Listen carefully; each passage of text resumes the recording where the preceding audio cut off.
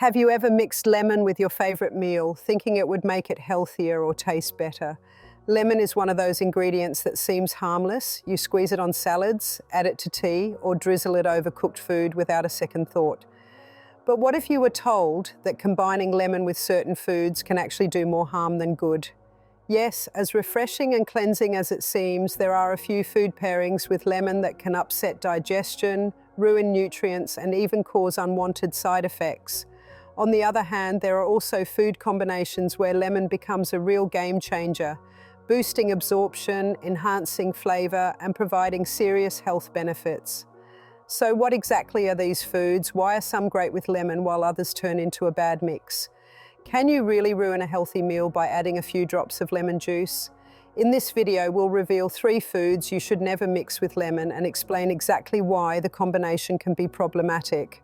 Then we'll go through 3 foods that pair perfectly with lemon, showing you how this simple fruit can unlock better flavor and nutrition when used the right way. If you're new here, welcome to the channel. Before we dive in, make sure to like this video and subscribe so you don't miss more health and nutrition content just like this. And tell us in the comments, how often do you use lemon in your meals? We'd love to know your favorite ways to enjoy it. Now let's start with foods you should never mix with lemon. Number 1. Milk and milk-based drinks. Mixing lemon juice with plain milk or with milk-based drinks is one of the fastest ways to ruin the mouthfeel and look of a beverage. The reason is simple and easy to see. Lemon is acidic and milk contains proteins that react when the pH drops. When you add lemon juice to milk, the acid makes the casein proteins move toward each other and form clumps. Those clumps are what you see as curdled milk. In a glass, curdled milk looks lumpy and grainy. In tea or coffee, it makes the drink split and look like it has little bits floating on top. That is not appetizing for most people. Beyond the visual problem, the texture change is what bothers people more. Smooth milk becomes lumpy, thin cream becomes separated, and the drink feels wrong in the mouth. For many recipes, this is just cosmetic. For others, it wrecks the result. If you plan to have a silky milkshake, a creamy latte, or a chilled milk drink and you add lemon juice directly, the whole point of the drink is lost. The acidity also speeds up spoilage if the milk was already near the end of its shelf life. That means the curdled drink can taste sour in a way that is different from the bright citrus tang you wanted. There are times when acid and milk are combined on purpose. Cheesemakers use acid to make curds and whey, and some recipes deliberately curdle milk to get paneer or ricotta. But those are controlled techniques where curdling is the final goal. For a plain milk drink, curdling is not the goal, and it looks and tastes off. In hot beverages, the risk is higher. If you pour lemon into hot milk or add lemon directly to hot tea that contains milk, the shock of acid and heat makes proteins tighten up and curdle very quickly. That gives you lumps in a hot cup within seconds. If you find curdling happens often in your kitchen, there are safe alternatives that keep the lemon flavor without destroying texture. Use lemon zest rather than juice when you want aroma. The oils in the peel give citrus scent and taste without the strong acid. Use lemon-flavored syrups, extracts, or a tiny amount of lemon concentrate that is blended into a base that can handle acid. Another option is to use yogurt or buttermilk, which are already acidic and stable together with lemon. Yogurt mixed with lemon is common in dressings and marinades, but if your base is fresh milk, avoid throwing lemon juice in straight away. If you must mix lemon juice with dairy in a recipe, do it in a controlled way. Add lemon to a small amount first, or mix it into a non-milk component, and then fold it into the dairy. Tempering helps. Bring a small amount of the hot liquid into the dairy slowly while stirring, then add that warmed dairy back into the rest. That reduces sudden pH shock and can keep the texture acceptable. Still, even with tempering, there is a limit. Too much acid will overcome any careful technique and the proteins will come together. When acid is needed for a dairy recipe, cooks often plan for it and use cream or stabilized dairy that resists separating, or they accept curdling and use a strainer to remove solids as part of the method. From the health angle, curdled milk is not automatically dangerous. It may look and taste bad, but curdled milk that was made by adding lemon to fresh milk is not the same as spoiled milk. Still, many people feel queasy after drinking something that looks off. For that reason alone, it is best to avoid the mix unless the recipe calls for it. For hot beverages, if you want citrus note with milk, add lemon flavor before adding milk, or use a citrus tea that pairs with milk without adding raw lemon juice directly. Number 2, egg-based custards, cream sauces, and delicate egg emulsions. Eggs and lemon can work together in many dishes, but they can also fight each other fast if you are not careful. Egg proteins are sensitive to both acid and heat. When you add lemon juice to a raw egg mixture, the acid lowers the pH and makes the proteins unfold and bond sooner. That leads to coagulation. The soft, smooth matrix you want in a custard can turn into grainy lumps. The classic case is a custard or a cream sauce that splits or becomes curdled after adding too much lemon or adding it in the wrong moment. In sauces like hollandaise, the balance of acid, fat, and temperature is what holds the sauce together. Hollandaise uses egg yolks, butter, and a small amount of acid. The acid helps both flavor and stability, but too much lemon or adding lemon at the wrong temperature will make the egg protein seize and the sauce will separate. Once it splits, it is hard to bring it back without starting over or using specific rescue methods like creating a new base and slowly whisking the broken sauce into it. That is extra work most cooks want to avoid. For custards and baked egg dishes, adding lemon juice too early or using a high acid concentration risks uneven texture. A smooth lemon custard takes careful heat control and measured acid. That is why many recipes call for adding lemon gradually and cooking at low, steady heat. There are exceptions. Lemon curd is an egg and lemon product where acid and eggs are combined on purpose. It works because the method is designed to keep coagulation under control. Constant whisking, low heat, and slow addition of lemon until the mixture thickens just enough. Notice the difference. Curd is made by design. Custard that curdles in the oven is usually a mistake. The difference is technique. If you throw lemon into raw eggs and crank the heat, you will get grainy, overcooked bits rather than a smooth set.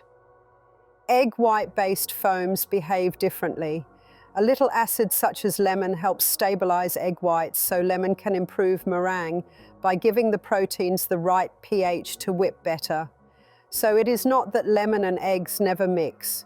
The rule is about which egg preparations are sensitive to acid and heat together. Delicate emulsions and custards fall into the fragile group. If your goal is a smooth, creamy texture, you must control both temperature and acid dose. The direct mixing of fresh lemon into room temperature or hot egg mixtures is the risky move. If a recipe calls for lemon flavor but is egg heavy and fragile, choose lemon zest or a mild acid substitute. Zest gives citrus oils and bright flavor without the harsh pH shift. A small amount of lemon extract can also provide flavor without the acidity. If you must use juice, add it at the end after removing the dish from heat, or temper eggs by slowly whisking hot liquid into them before returning to heat.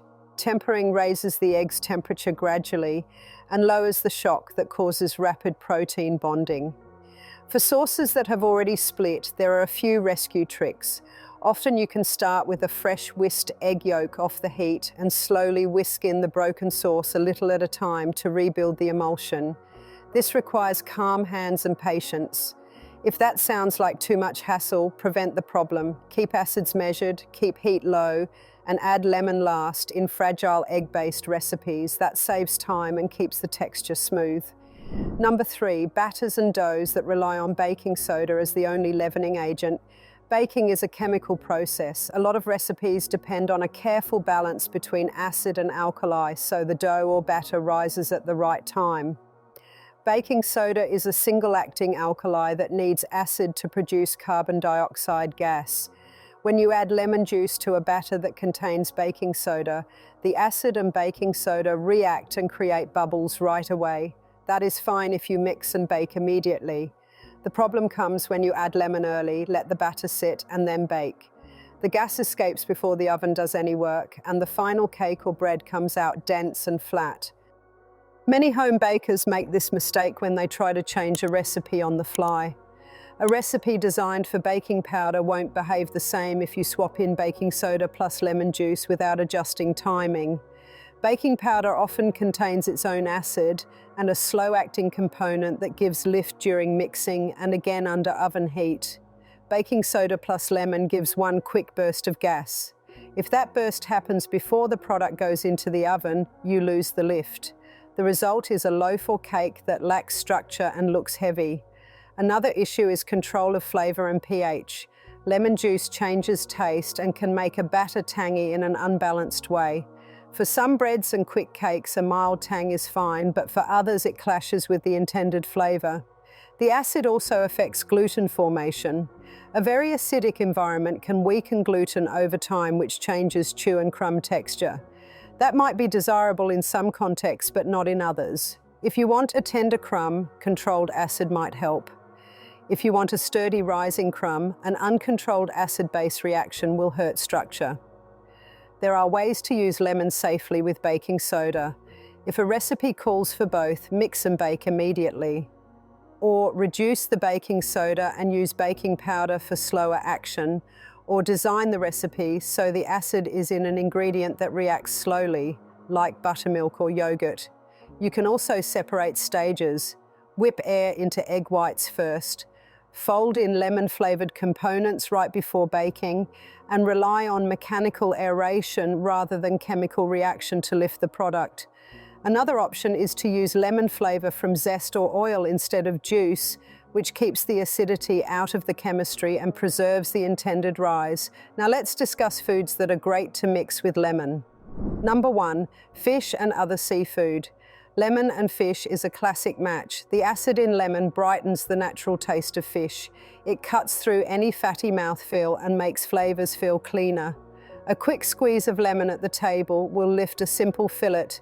Lemon zest adds aromatic oil without changing texture.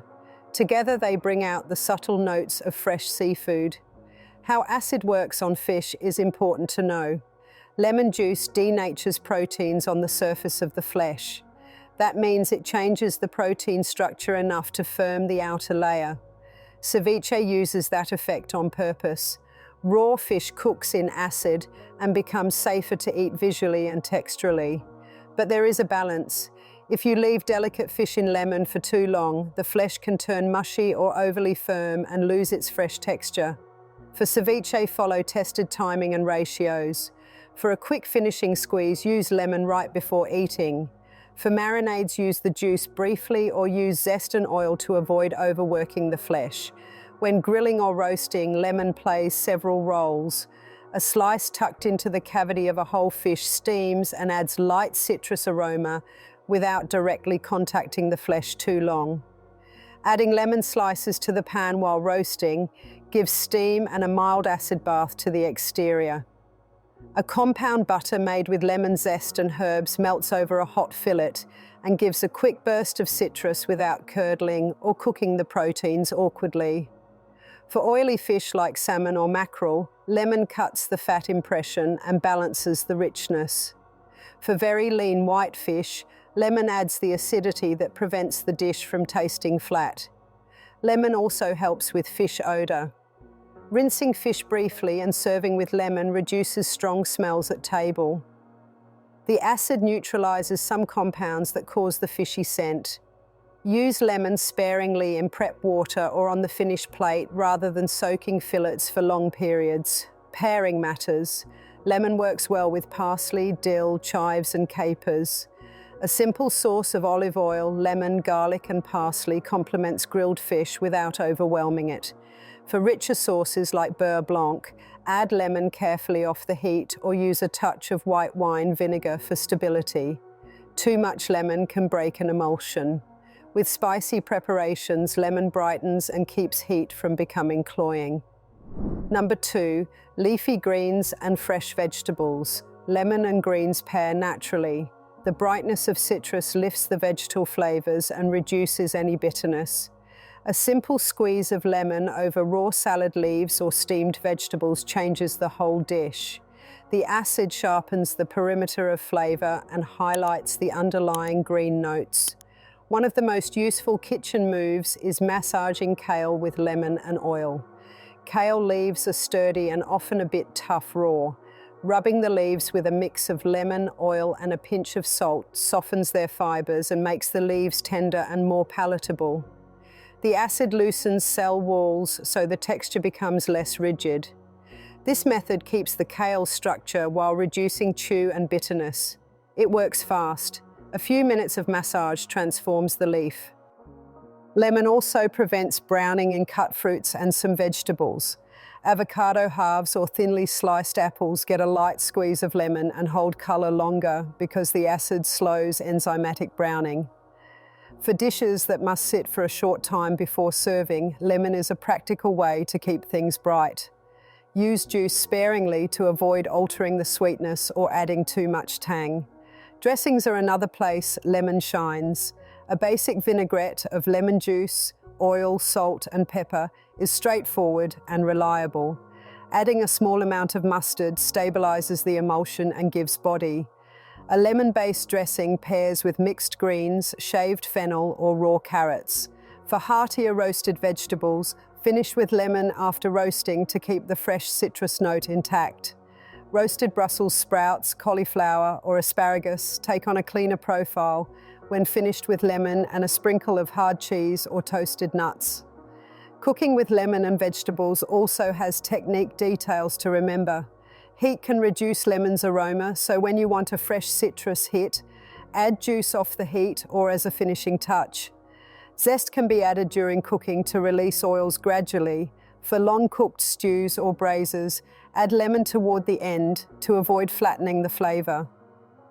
For quick pan sautés, a bit of lemon at the end brightens without losing the cooked taste. Herbs and lemon work well together. Parsley, mint, cilantro, and basil respond to lemon by showing sharper flavors. A chopped herb mix with lemon makes a quick gremolata or chimichurri-type finish for roasted or grilled vegetables. Lemon pairs cleanly with garlic in these mixes, and the combined taste refreshes the palate between bites. Number 3. Grains, legumes, and their salads.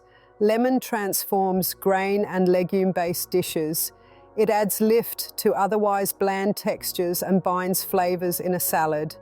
Think tabbouleh, lentil salad, lemon rice, or a chickpea bowl. Acid brightens and separates flavors so you taste each element more clearly.